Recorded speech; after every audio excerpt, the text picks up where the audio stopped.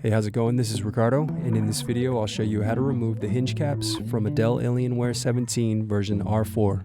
If you're looking for parts for this laptop, go to our website and use this coupon for a 5% off discount.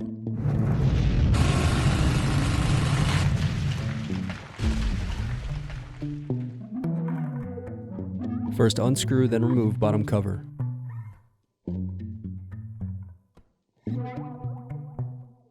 Then disconnect battery cable. Then unscrew and disconnect hard drive.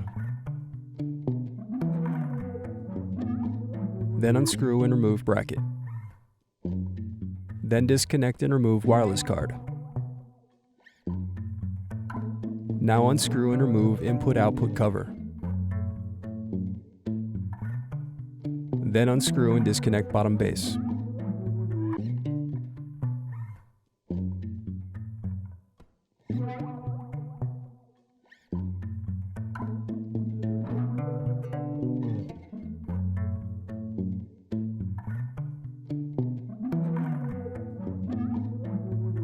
Then unscrew and disconnect motherboard.